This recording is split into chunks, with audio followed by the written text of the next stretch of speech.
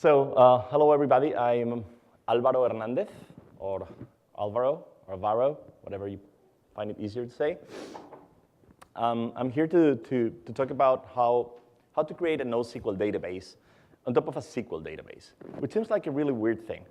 Or maybe not, because we've all seen the CAM of JSONB in Postgres 9.4, which seems like the basis for creating a NoSQL database. So it seems like an easy journey.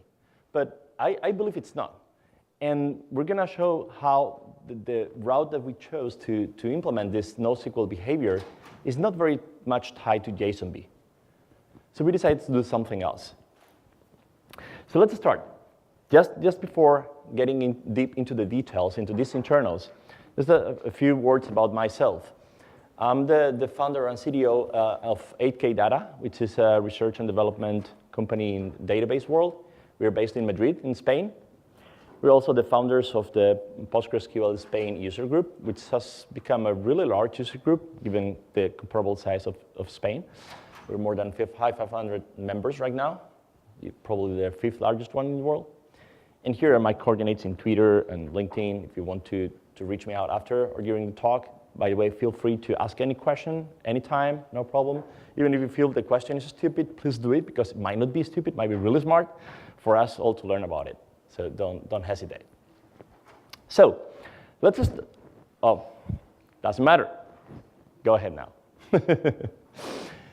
I'll start anyway with the main topic here, which is ToroDB. So what is ToroDB?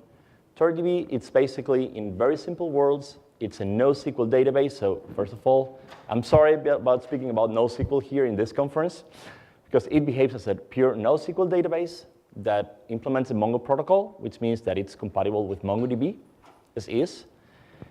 And the good thing is that data is stored in Postgres. So there is a process in which we transform from a document, a hierarchical data structure, into the relational world. We're going to see this into detail. It's open source, AGPL licensed, so you can get it, you can clone, source code is in GitHub. And as I'm saying, it's compatible with MongoDB while using a Postgres database on behind the scenes. So the topic of this talk is how to build a NoSQL database on top of SQL, right? So there's basically 4 areas that I think we have to address while creating this kind of NoSQL database. The first one is what it's badly called in this NoSQL world, schemaless. Well, we prefer to call that varying schema, because it's a schema you can change per document, but it's not that there's no schema. That will be no structure. There's a structure in the documents. But we'll see how to do this in Postgres, and I can tell you the answer in our implementation is not JSONB, despite how cool it is. Then we need to talk about the API, because people in the NoSQL world also want a document-oriented API. I'm talking, when I mention NoSQL throughout this presentation today, I mean document-oriented databases, not key value. So what we have seen that people want is also a document-oriented API. So how we chose to implement a document-oriented API on top of Postgres. And then, of course, one of the 2 main topics in the NoSQL world which relate to scalability, which is replication and sharding. So let's get started. The schemaless, or the varying schema. So how do we store the information in ToroDB? Well, the reality is that we don't just take the document that we receive from the wire, which is a nested structure, looks like a JSON document. Internally, it's like something called BSON, but whatever. It's just a document structure, hierarchical structure. And we don't take it and put it on a single column, on a JSONB column, or a binary blob, and we're done. That would be easy, but it's not very advantageous. So what we do is perform a transformation. We transform this document from this document representation into a pure relational representation. The way we do this is not very complex at the end of the day, although it's been a matter of a lot of research within our organization. We basically imagine a hierarchical document split into several levels. And one of the first rule that we apply is that we need to split this document into parts, where each part contains a single level of nested. So there's no more nested levels within each part. So we basically separate by levels the document. We call this, not very originally, subdocuments. So each subdocument contains only one level of the hierarchy, right? Then, given each subdocument, we infer what the type is of that subdocument. For type, we mean the order set of the keys with the data type associated with that keys. So if, for instance, we have a level with name and surname and probably age, the subtype is going to be something like name string, surname string, and age integer, right? Once we have that, we can store those into tables. And then it's a very simple process. It's more or less a one-to-one mapping between these subtypes and the tables themselves, the tables in Postgres. So a couple of things that we are doing here, you don't need to design this from scratch. So there's no schema design need. You don't need to specify how your JSON documents are going to be stored. This is automatically being done by ToroDB. So you just throw them, and it will infer everything and will create tables. We are also doing table creation dynamically. And the cool thing here is that if one table is already present when we need to insert the data, we don't need to create that table again. And this results in a lot of metadata repetition avoidance. We're going to see later. But let's look at an example, because it's going to be easier. So imagine this document. So in this document, we have several levels of part of this hierarchy. So we have the name, the data, and the nested. This is going to be one level. Then there's going to be another level here. So this will be another subdocument.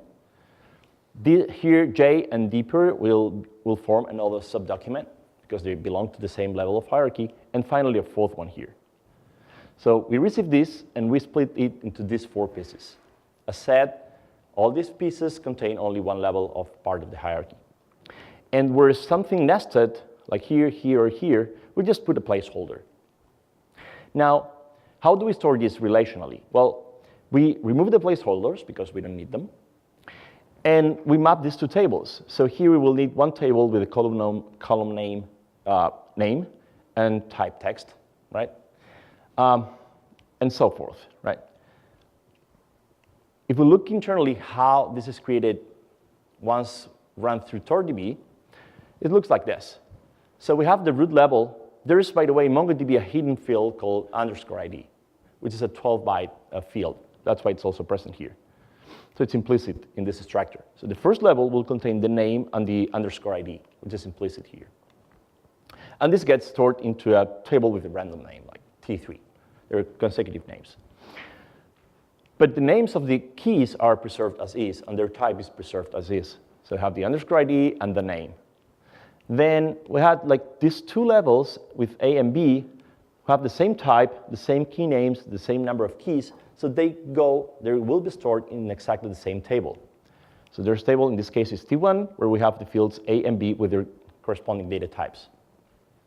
As you see, even if these 2 documents belong to different parts of the structure, we're already factoring them in the same table. And this, again, will lead to a lot of benefits in terms of storage, I/O, memory, and so on. And finally, the T. So the J, sorry. So this is the data. This is the data that belongs to the document. Now, how do we pull all the document back together from this data? We need something else. So we need another table, which we call structure, which basically it's a tiny JSON document, which contains the structure, the shape. It describes how this document looks like. And it's very simple to read. It basically says the root data, it's going to be on table number 3. If we go back, effectively the root data is on table number 3. Then there's the root table, the root level of the document contains also a nested object called data, or under key data, which is present on table number 1. If we go to table number 1, with index set to null, we find the data for that nested object. And so forth. The nested object is going to be on table number 2. Table number 2, this is the nested object, which also contains a deeper object, which is then stored on table number 1 with index 1. We go to table number 1 with index 1, and we find that nested data. So with the data tables, which are these ones, and the structure table, we're able to pull back the document altogether. Now, given that we're in relational world, what happens if this structured document is repeated across several documents, which is kind of frequent case? Because after all, a schema-less database doesn't mean that all of your documents are going to look like different. Might be, but that's really hard to query afterwards. So at the end of the day, in a given collection of documents, you'll have different shapes. But at the end of the day, a lot of documents will share exactly the same structure. So in our case, they will go to the same table. We will reuse the structure, and we'll just trace a relationship between the document, the table, which we call root, which is basically an association between the structure ID and the document ID. Now, why do we do all this rather than using JSONB? Might be one of your questions. So first of all, don't get me wrong, JSONB is really cool. I love it. It's an excellent technology built into Postgres. If you don't want to do NoSQL and just want to have some SQL stuff, some relational stuff, but then add some fields which may change in this varying schema way, it's going to be great for you. It's in text, it's very fast, and so on. Now, we want to go further than that because our initial aim is to build a better NoSQL. And so we thought about this repetition of all the metadata I've been telling you. And the thing is that if we factor this out and just put all this repetition of metadata, we can save a lot of disk space. And disk space is not about saving some dollars, because disk space is really cheap. This is about saving I/O, about storing more stuff in memory. So this is really important, because this is where databases are usually bottlenecked, right? Plus, what we're doing here in this process is basically creating an automatic normalization of the document. So we're kind of classifying documents by just looking at the shape of these documents, and we place them in separate parts. So now, when we're going to be querying documents, just by looking at the shape of the query, we can infer the shape of the documents that we may need to look at. And rather than looking to all of them, we'll just look at those documents that match the query criteria. So ToroDB does all this. And unfortunately, you cannot get this with JSONB, because this is a system-wide factoring of structures rather than per type, per column. So I was saying, we've done some analysis of our data sets with large number of documents, and then count how many different shapes do we end up being with. And the result is that the worst case in general data sets, the number of different structures is in the order of thousands, which might sound like a lot, but Postgres can do thousands of tables absolutely no problem. We indeed did a previous project where we created 1 billion tables inside Postgres, and it worked quite well. So this is definitely not a problem. And this is the real benefits of doing this kind of structure of analysis of the data. We're saving a lot of disk space. When compared to MongoDB 2.6, which will be the same thing with MongoDB 3.2 or 3.0, we're using non-compression. I'll leave compression stuff apart for now. The disk usage is quite lower, significantly lower. And this leads, again, not just saving some bags on the disks, but saving a lot of I/O, a lot of shared buffers, memory, in case of MongoDB. And this is what may leverage and make disappear the bottleneck on I/O that we have on our database. Maybe just because of this, our database may run in memory rather than spilling to disk. I mean, be cached in memory. So this is one of the advantages. The other advantage is what we call query by structure.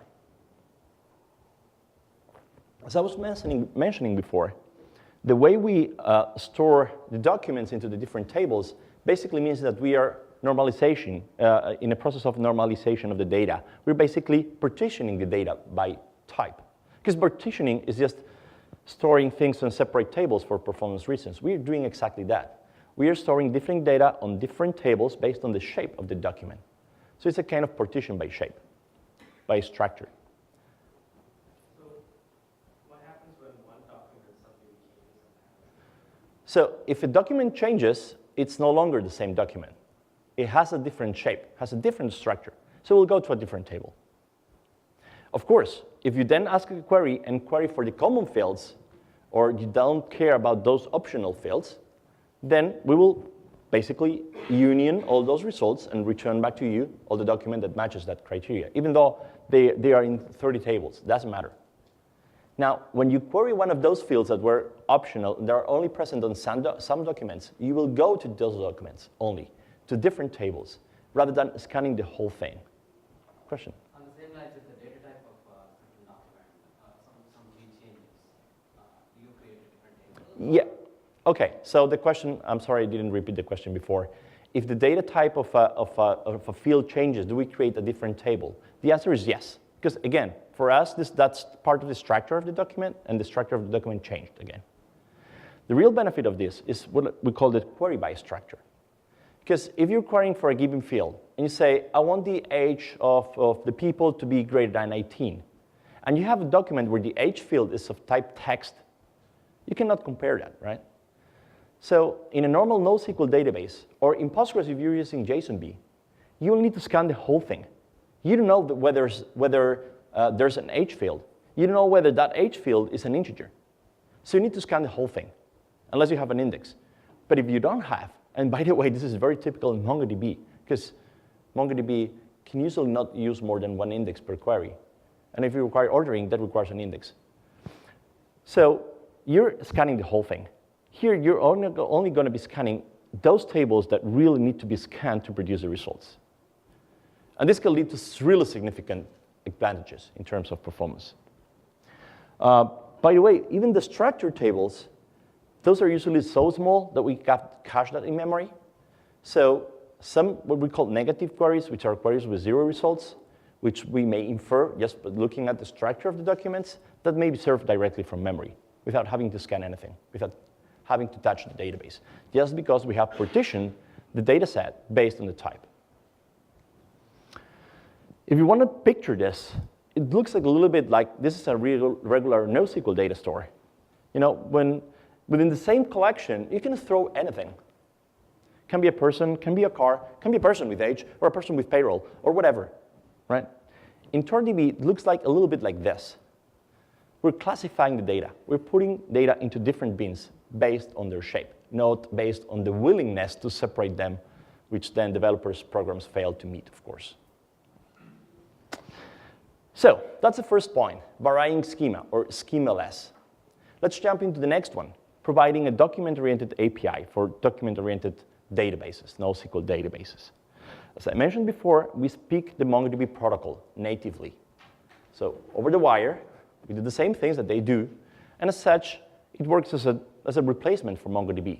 So you can use the MongoDB tools, MongoDB drivers, MongoDB GUIs, whatever, and it should work with ToroDB. If it doesn't, please raise an issue on GitHub. We'll be happy to tackle it. So we wanted to do this because, first of all, MongoDB is kind of hipster and leading NoSQL database. But what is more important, maybe for you, which are probably more close to the Postgres world, is that if the company you're working on, the place where you're working at, people want to have NoSQL, people want to have MongoDB, and you say, hey, no, this is going to be only Postgres. Well, they say, now you have a solution. You can offer MongoDB. You can give them MongoDB if so you want. But then you'll keep using your same tools, your same backup scripts, your same DBA capabilities. You already know how to tune the system, right, for performance. So you can still do it the same, and let them be happy with their MongoDB API.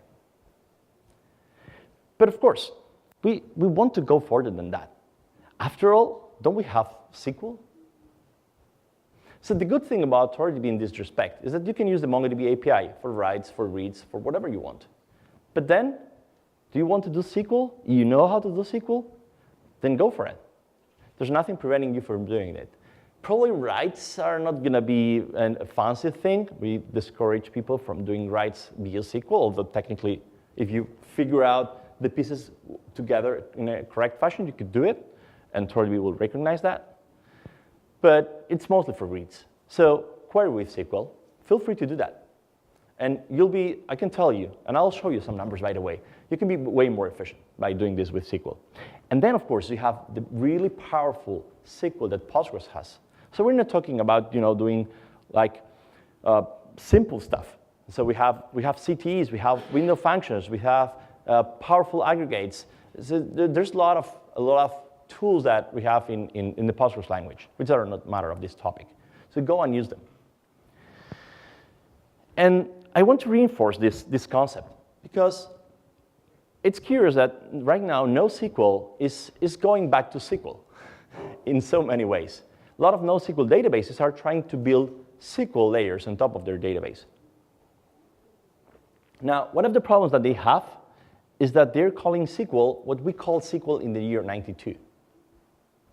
Do any of you are still running Windows 3.11?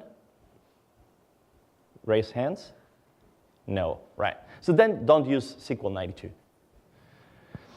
And this is the idea, right? That these NoSQL databases, when they claim that have a SQL compatibility layer, this is what they might be offering. Right? So use PostgreSQL. It's orders of magnitude more powerful. However, you may say now, well, that's so far so good, but if you look at the structured tables that you were creating before, they're non-trivial. And you might be right. They are okay once you learn the tables, when you learn that this kind of data ends up being placed on these tables. I mean, you can do it. It's definitely not a difficult thing to do. But we wanted to do it more human-friendly for you. So there's code which is, by the way, not committed yet to the public repository. Will be soon, which is called ToroDB views. And ToroDB views is what you can imagine it is. Some views created that will more or less reassemble parts of the documents based on the path. So you can make queries simpler. So just for instance, if we look at this example, if we insert two documents, a person with a name and contact with different fields, like for instance, in this case, under name, there's no H field, and in this one under the contact, there's a verified field. So if we try to insert these two documents and then query this with the ToroDB views, the result looks like something like this. Pretty obvious. Whatever is optional ends up being null when not present, and so on. This approach is, of course, a little bit limited so far. If you have type conflicts, there's no solution for that yet. But other than that, for most cases, it makes your life easier. So you can query. We insist that it's really good to query with SQL. And again, we're going to see some numbers about that.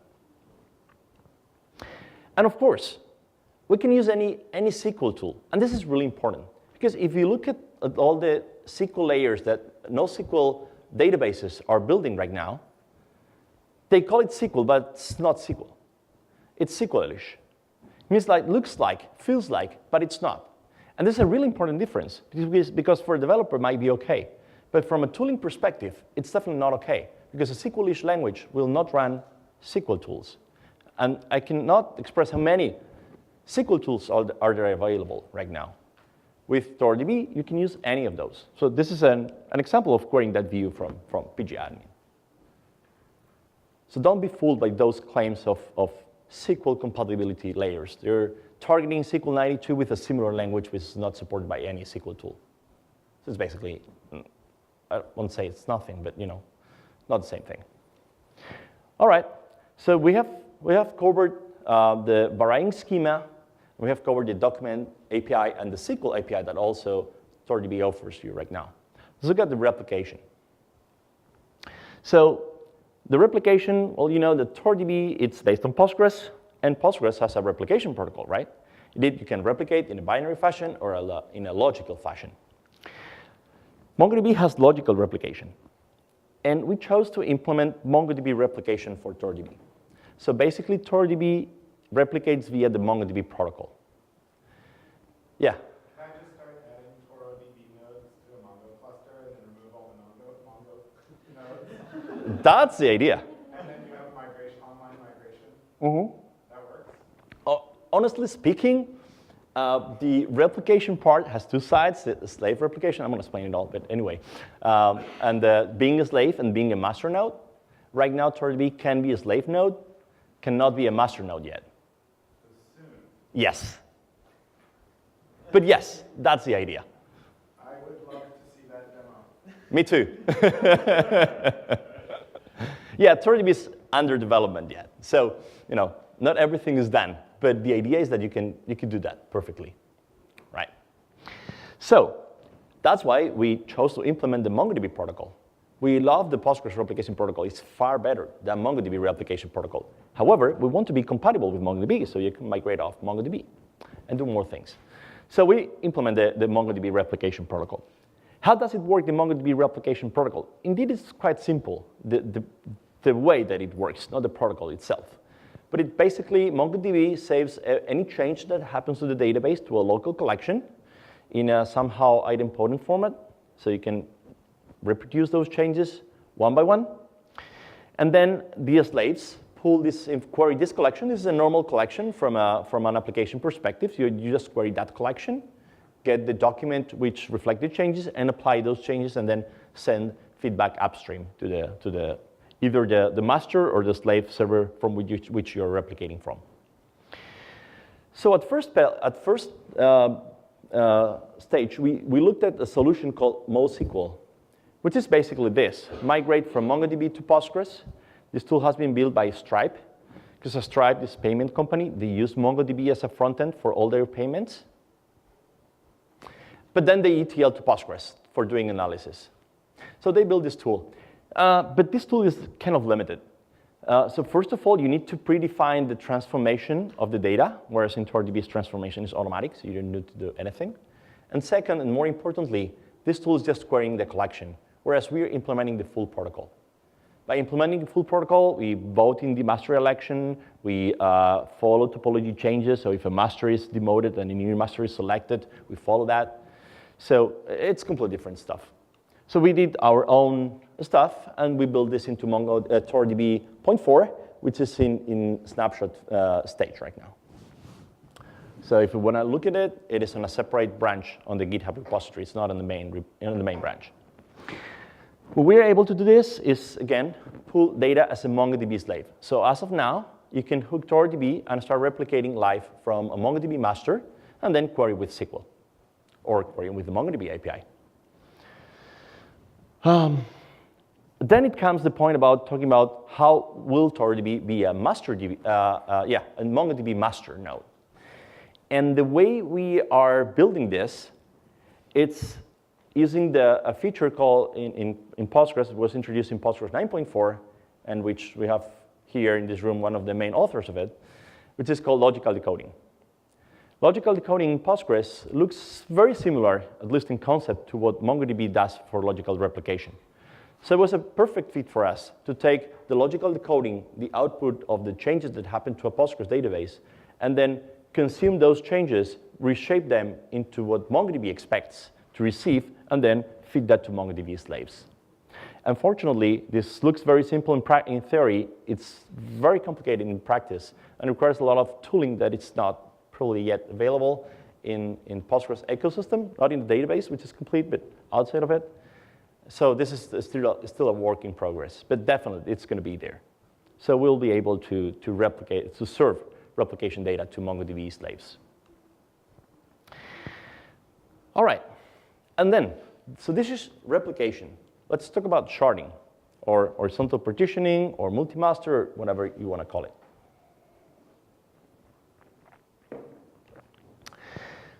Well, the sharding API of MongoDB is not very complex, so it's not a huge task, but we're not targeting it right now. We're going to target this for ToroDB 0.8. It's going to be the next major version after the 0.4 we have right now. Again, we're following the same philosophy as we are doing with the replication. We don't want to reinvent the wheel. We don't want to, unfortunately, use Postgres available tools for doing this, because we want to be fully compatible with MongoDB. So you could be able to shard with a ToroDB or MongoDB or anything.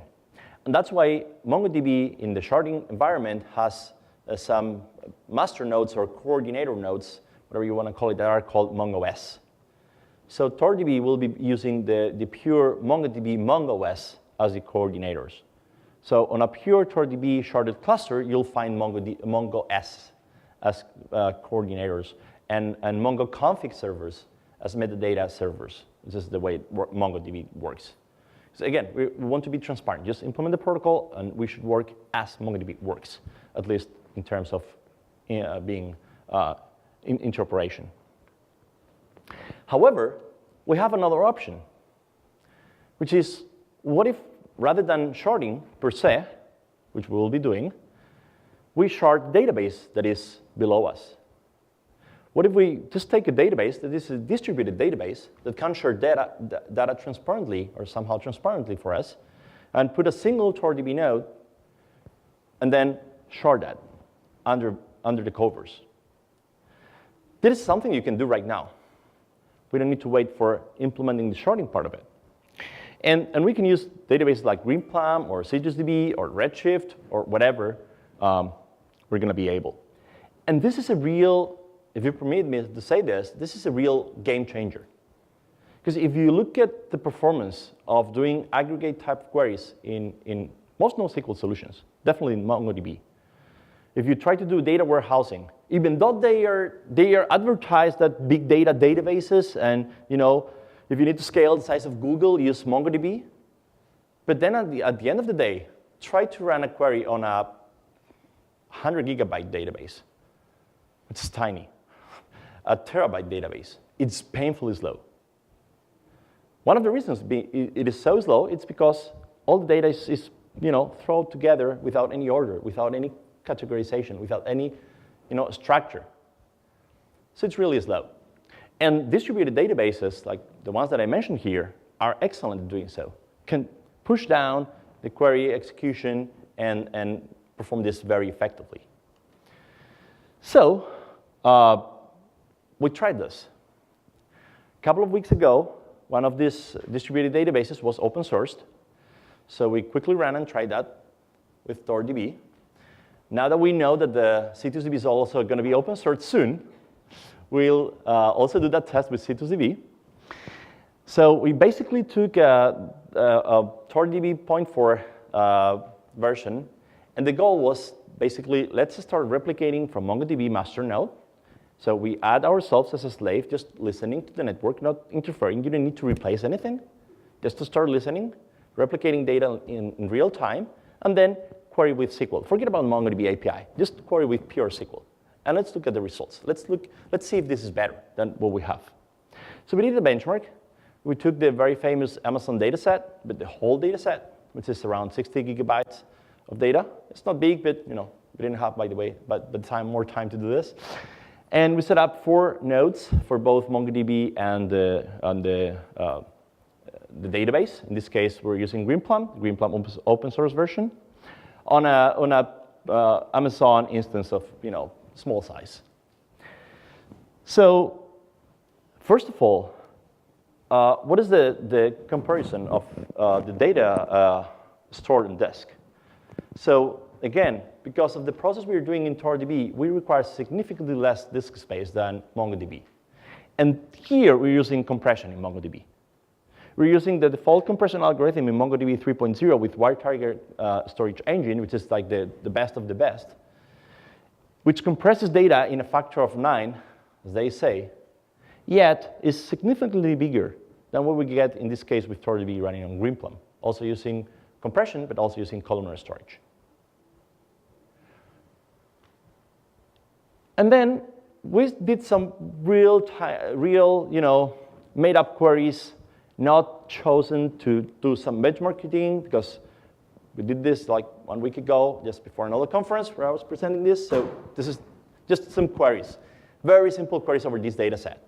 And first of all, just if you look at the queries, which one looks easier for you?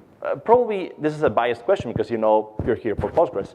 But anyway, even this simple query is a little bit hard to read with the MongoDB API. That's why we're saying, use SQL. Same happens with the second query. It's already difficult to read in MongoDB. Especially, look at this last sentence, allow disk use true. This is due to a MongoDB limitation where any document in MongoDB cannot be bigger than 16 megabytes. If you're doing an aggregate query which returns something bigger than 16 megabytes, you basically cannot do it. MongoDB 3.0 introduced the option of splitting that to disk, and then you can return aggregate results bigger than 16 megabytes. But it's, of course, not very efficient. So these were the results. This benchmark is query times in seconds, which means less is better. I guess I don't really have to explain the results. The query number 3 did not complete in MongoDB. I don't know why. Through an error. I don't know. We haven't been able to figure out what was the error. Probably we need to ask add another flag, like, spill to disk and do something else. I don't know. So this is the real reason why we were saying this is an enabling real data warehousing, data analytics on NoSQL. Because by just structuring the way we structure information in tables, using distributed SQL, this is what we get. And last but not least, we also wanted to go further and say, OK, so we have now tried to match all these 4 areas where a NoSQL database has to offer in order to, to comply with the expectations that people wanting to or running NoSQL databases have. But what if we go beyond that? Can we do something else? And the answer is yes, we can do more things. And it's not because we are very smart, because we're not. It's because we're using Postgres. And we're just saying, oh, let's expose these Postgres characteristics and use them. So for instance, there's no support in MongoDB for atomic operations, believe it or not. So in MongoDB, even there's a flag called isolated. It doesn't really work the way you would expect. And you can see operations that interleave your own operations, right? And the end result is that in MongoDB, for each bulk operation that you try to execute, you have to check the results of any individual operation to make sure they executed correctly or not, which is a huge pain. For us, I mean, this is trivial. We have transactions, right? So you just wrap everything in a transaction, which we do anyway, and we have atomic operations. Indeed, we have big problems if we want to emulate the MongoDB behavior exactly. So we need to split every statement into an independent transaction, even though it works in ToroDB that way. But the default is to run them atomically. So we have changed slightly the semantics of these atomic operations in MongoDB. But I guess it's for good. Durability. I'm pretty sure you all have complained a lot about Postgres checkpoints. However, I can tell you, those equivalent MongoDB are way worse. There's no thing like a background writer in MongoDB. So it's very expensive indeed in MongoDB to have real durability. Durability in MongoDB is tunable. So you can say, I don't want durability. I don't want a journal data. And by the way, all those benchmarks where MongoDB is really fast, I bet none of them are using JTrue, which means use a journal. And then when you introduce journal, the performance drops very significantly. If you introduce journaling and you introduce replication, which means writing the changes to the collection, so for every write, you're going to be doing 4 writes to disk, the data itself, the journal for the data, the change, and the journal for the change, that becomes really expensive. So performance in MongoDB, if you enable journaling and replication, basically drops by an order of magnitude. Postgres, we've been doing this for quite a long time. I'm not going to say it's perfect, but it's good enough. It's definitely cheaper than MongoDB. That is the topic of clean reads. This might be foreign a little bit for you, but it's not in the MongoDB world. Because in MongoDB, you don't have such thing as a clean read. Well, they say there is clean reads, but I can tell you it's not, just by looking at the documentation. This is official. The MongoDB documentation says, MongoDB will allow clients to read the results of a write operation before the write operation returns. Oh, wow.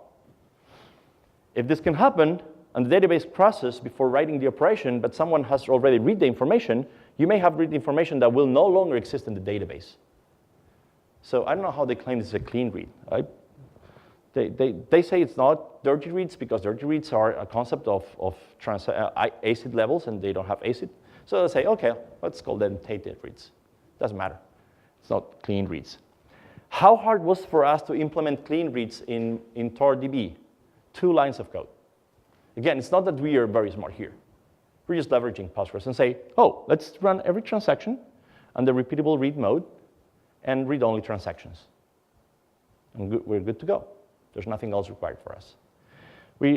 require repeatable read here because MongoDB sessions are sessionless. There's no such a concept of a session in MongoDB. So queries can come even from different connections to query from the same cursor. So we need to run under repeatable read mode. But other than that, again, 2 lines of code for us. And then there's the concept of clean reads in terms of a cluster, of a replicated data set. And there's a series of posts called Call Me Maybe. I don't know if you've read them. Probably most of you have. If you haven't, go and do that. It's very entertaining. And there's an analysis, systematic analysis of MongoDB in a cluster. And this analysis concluded that in a cluster-wide, there are 2 really bad effects that happen on MongoDB called dirty reads and stale reads. They are related to the fact that when there's a network partition, there will be some window of time when the old master will not realize it cannot be any longer the master node. By that time, it will still process writes and reads and may return either data that will later on disappear or data that will never get written to the database, an old version of data. Bad news is that we are going to partially also suffer these effects in ToroDB. This is cluster-wide, because we're implementing the MongoDB protocol. Maybe for version 2.0 or 3.0, we'll change the protocol, hopefully in a compatible way, but avoiding these problems. MongoDB claims that they have fixed this problem in 3.2. We'll see. However, all the stuff that they are doing in MongoDB 3.2, which will be announced probably later this month or next month, I guess, it's very surprising. The first thing is called data discoverability. If you think about what is a NoSQL database, it's basically a store where you place containers or beans and you throw any document there. So if you're giving a NoSQL database, you basically don't have any clue what data is in there. Sure, you may read the documentation that developers wrote, if they did. Then the documentation may be accurate or not. So basically, you don't know. So they are building tools to randomly sample your database and tell you which kind of data you may find there. It's kind of funny. In ToroDB, it's very simple. Just look at the structure table. That is an exact representation of every single shape of documents you have in your database. You want to count? You want to see how many documents you have of each shape? Join that table with the root table and do a count. You get it. So it's not really difficult to build this kind of discoverability tools. Then there's SQL connectors. They're also trying now to build SQL connectors. For us, building a SQL connector is a no-op operation, of course. So, again, this is open source, so download, clone the code, run it, find issues, there are issues, let us know, and of course, feel free to start the code if you like it, and definitely send us a pull request if you can improve the code. Questions? So you said you forked PostgreSQL, right? No. I was going to ask that because I checked your source code and it's Java code and I was a bit confused, so what's going on? Okay, so the question is whether we fork Postgres. The answer is no. We're using vanilla Postgres 9.4 upwards. ToroDB is developed in Java, so it's kind of external application running to Postgres. And we explicitly didn't want to modify Postgres, so you can use your own basic vanilla Postgres. What about the Mongress worker process extension model versus, I mean, obviously you're pretty far down this road now. I'm curious how you feel about that model versus where you are. So the question is about MongoRest, right? MongoRest, which is basically something similar to this over a REST interface. No, Mongress is... Oh, Mongress. Yeah, sorry. So Mongress is, as of today, as far as we've seen, a project which came to a dead end. It was a joke, right? Yeah. I mean, you basically answered the question yourself. We got further along the way.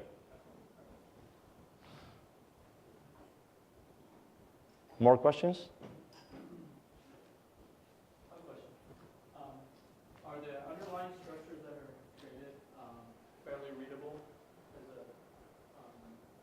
As a drop down to NoSQL queries at the layers below, you may not be familiar with how the system decided to break out tables based on the structures itself.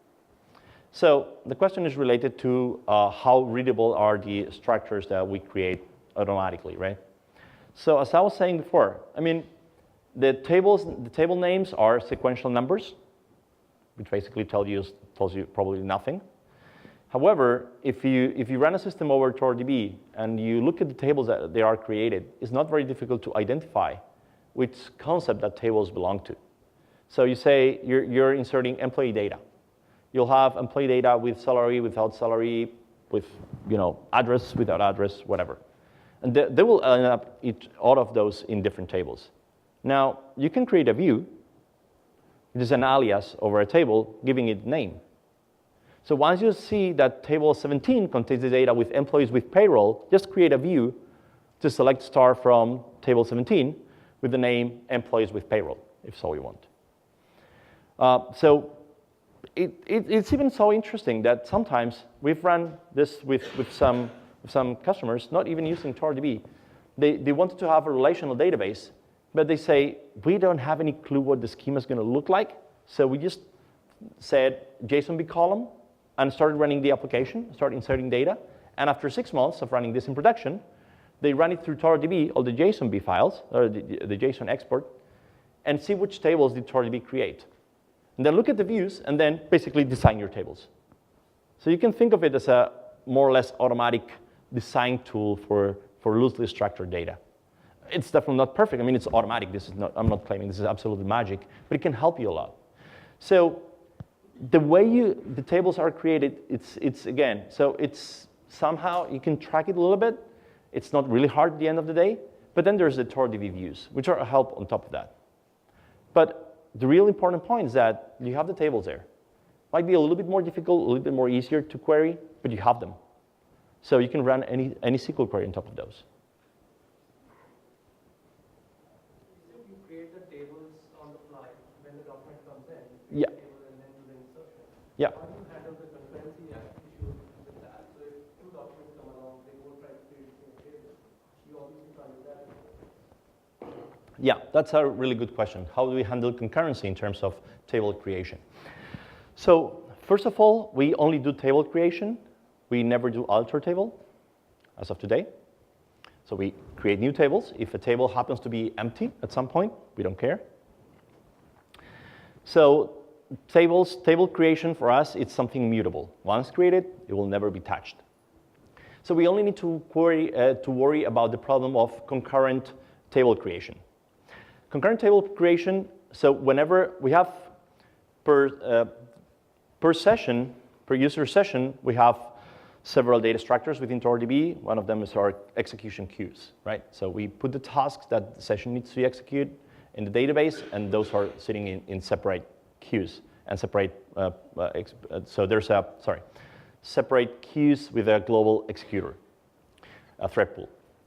Now there's a separate thread pool with system tasks like creating a table or pre-fetching sequential IDs.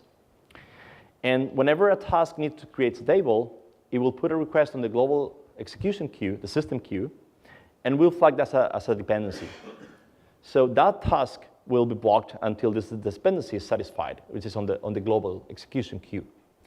If another thread tries to put the same task into the execution queue, we'll put the dependency on that task, but we'll first check an in-memory structure which will say we're going to create this table. So we'll not enter another task in the system queue to create a table, but as long as both will have the same dependency, those two sessions will wait for that system task to be executed. Regarding the MongoDB pipeline, does ToroDB support MongoDB pipeline framework? So the question is about the MongoDB pipeline. I guess you mentioned the MongoDB aggregation framework. All right. So as of today, it doesn't support the aggregation framework. We have implemented like the CRUD API, although select with almost any possible operations, which is a very complex topic, the select in MongoDB, but it will come at a later point. It's, again, if you remember the numbers that I showed you before, and similar numbers can be achieved with regular Postgres, it's not really, really urgent for us to do aggregations with the MongoDB API. It's better to do them on SQL directly, but it will come. It will be there. Another question? Do you plan supporting transactions as well? Yeah, so the question is whether we plan to support transactions as well. The answer is obviously yes. There are two problems with transactions. The first problem is that we cannot run transactions cluster-wide easily, because it's a very complex topic on its own. It will require some extra support from Postgres. But within a single node, it is absolutely possible to do this. Second problem is that there's no support for transactions in the MongoDB API. But there's a great thing about the Mongo protocol. It is, and MongoDB API, it is so simple that you can backdoor it very easily. And there is under MongoDB a command in the API which is called run command, and you can basically do anything there. So yes, we will expose a non-standard command, which is begin, rollback, and commit for single node operations. More questions? Yeah, another one. So more of a product question, right? Because you're using Postgres and because you also want to support MongoDB protocol, there are places where there can be divergence, right? You might want to do things the Postgres way, like supporting transactions and extending MongoDB, or you might say, no, I care about adhering to the MongoDB protocol exactly, so I'm going to drop transactions. So what is your heuristic for deciding, how this progresses? Okay. So the question is, how do we decide where to stick more to the MongoDB protocol and APIs? And so this is the last question, I guess, or our own goals that we can do on top of Postgres. Basically, our first goal is to be able to be as compatible as possible with MongoDB, because we want to attract MongoDB developers and users into the relational world. We want to offer, probably most of you who are in the relational world, an exit strategy to offer NoSQL to your users, customers, whatever. But it's not difficult to divert from the MongoDB protocol in an incompatible way. Like, I don't know if you have heard about this TokuMX, which was a fork of MongoDB, which started changing the API, the protocol. They built a better replication protocol, but it was incompatible, and they're no longer more or less in the game. And I believe part of that is that if you're incompatible with them, it's very difficult to get that kind of traction, right? So we plan not to divert too much until there is anything like absolutely critical, which is either we do it and offer like an array of great features or not. But so far, we haven't been in that position. So again, transactions, just add a new command. Code written for MongoDB will work as is, will not have transactions. You want to add transactions, add extra lines of code in your program, and that's it. All right, so thank you very much, everybody. If there's any further questions, I'll be around. And of course, feel free to tweet me or link me or whatever, email me. I'll be around anyway here. Thank you very much.